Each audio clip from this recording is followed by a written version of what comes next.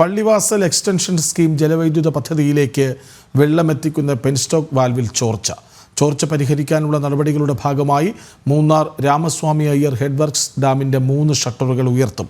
മുതിരപ്പുഴയാറിൻ്റെ ഇരുകരകളിലും താമസിക്കുന്നവർ ജാഗ്രത പാലിക്കണമെന്ന് ജില്ലാ ഭരണകൂടം അറിയിച്ചു. വിവരങ്ങളുമായി സുബിൻ തോമസ് ഒപ്പം ചേരുന്നു. സുബിൻ, അധികൃതർ എന്തു പറയുന്നു?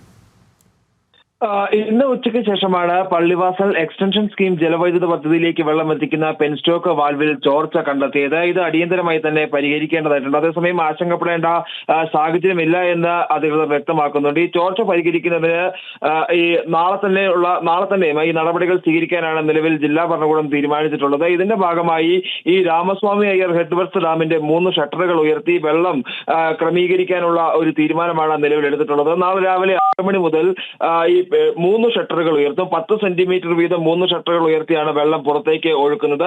ഇതുകൊണ്ട് തന്നെ മുതിരപ്പുഴയാറിന്റെ ഇരുകരകളിലും താമസിക്കുന്നവർ ജാഗ്രത പാലിക്കണമെന്ന നിർദ്ദേശം ജില്ലാ ഭരണകൂടം മുമ്പോട്ട് വെച്ചിട്ടുണ്ട്. ഇത്തരത്തിൽ ഈ വെള്ളം പുറത്തേക്ക് ഒഴുക്കി ഈ ജലനിരപ്പ് ക്രമീകരിച്ച ശേഷമാവും ഈ പെൻസ്റ്റോക്ക് വാൽവിലെ ചോർച്ച പരിഹരിക്കുക. നിലവിൽ ആശങ്കപ്പെടേണ്ടതായിട്ടുള്ള തരത്തിലുള്ള ചോർച്ച ഇല്ല എന്നുള്ളതാണ് ജില്ലാ ഭരണകൂടം വ്യക്തമാക്കിയിട്ടുള്ളത്. ശരി, പള്ളിവാസൽ എക്സ്റ്റൻഷൻ സ്കീം ജലവൈദ്യുത പദ്ധതിയിലേക്ക് വെള്ളമെത്തിക്കുന്ന പെൻസ്റ്റോക്ക് വാൽവിൽ ചോർച്ചയുണ്ടായി. പരിഹരിക്കാനുള്ള ശ്രമങ്ങൾ തുടരുകയാണ്. വിവരങ്ങൾ നൽകുകയായിരുന്നു സുബിൻ തോമസ്.